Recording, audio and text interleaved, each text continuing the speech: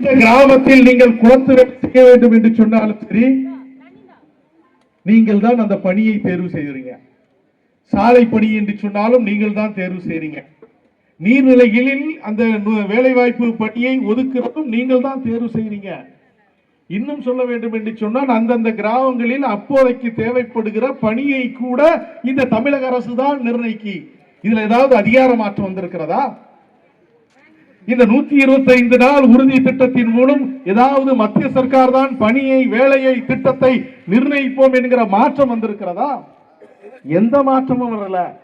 திமுக சர்க்கார் தான், திமுக ஆட்சியாளர் தான், இங்க இருக்கிற பிடிஓ தான் அந்த எந்த வேலை என்கிற திட்டத்தை, என்ன வேலை, குளத்து வேலையா, சாலை வேலையா, இல்லைன்னா நீர்நிலைகள்ல வேலையா, எந்த வேலை என்பதை நிர்ணயிக்கிறது நீங்க தான்.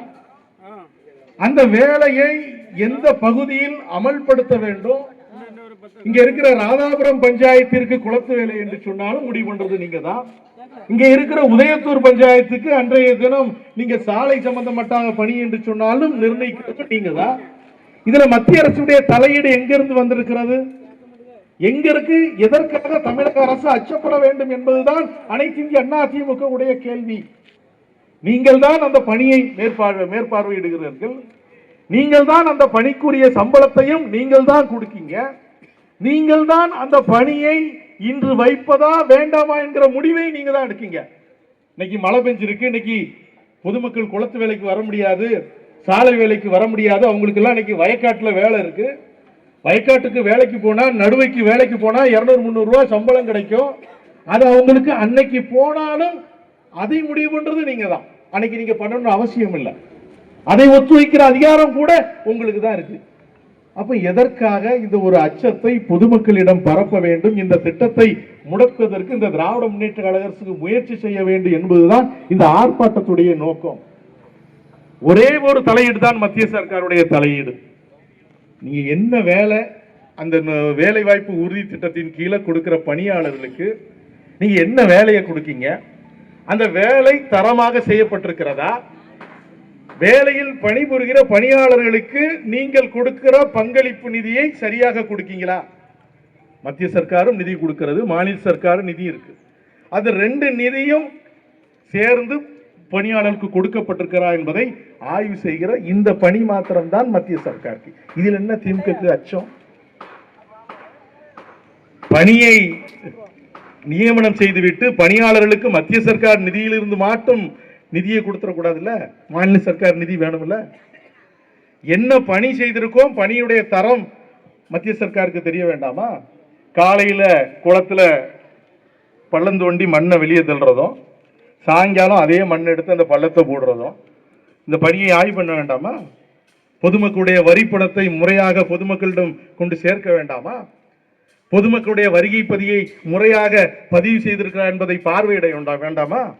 இன்னைக்கு சபா ஒரு லாரியினுடைய அளவுக்கு அதிகமாக கனிம வளங்களை ஏற்றி செல்வதற்காக ஒப்பந்தக்காரர்களால் கொடுக்கப்படுகிற பணம், இங்கே இருக்கிற கனிம வளங்களை, இங்கே இருக்கிற கனிம வளங்களை வெட்டி கேரளாக்கு கடத்துகிற பணம், அந்த பணம் தான் இன்னைக்கு திமுக நிர்வாகிக்கு வருது.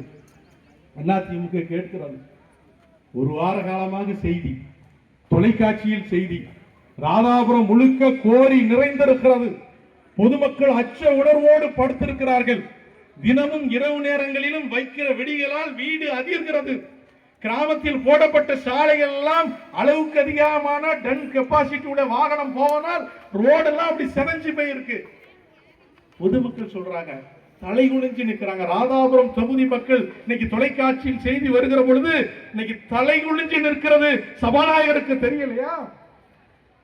இன்னைக்கு அரை மணி நேரம் அந்த ராதாபுரத்தில் முக்கில நில்லுங்க, உங்களுக்கு தெரியும்.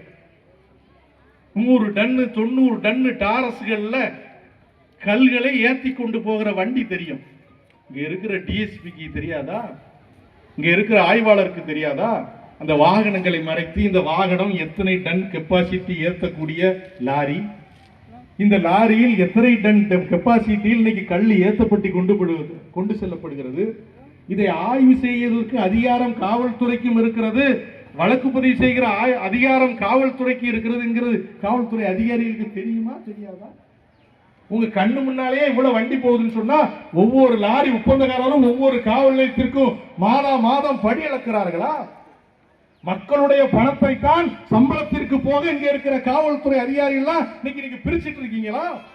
அனைத்து இந்திய அண்ணா திமுக சொல்கிறது 2 மாத காலம் தான் இருக்கிறது. எடப்பாடியார் அவர்கள் முதலமைச்சராக பொறுப்பேற்பதற்கு இன்னும் 2 மாத காலம் தான் இருக்கிறது. தேர்தலுக்கு வாக்காளர்களுக்கு நீங்கள் 2000 ரூபாய் பணத்தை ஓட்டிற்கு கொடுத்தாலும் உங்கள் பணம் செல்லாம போகும்.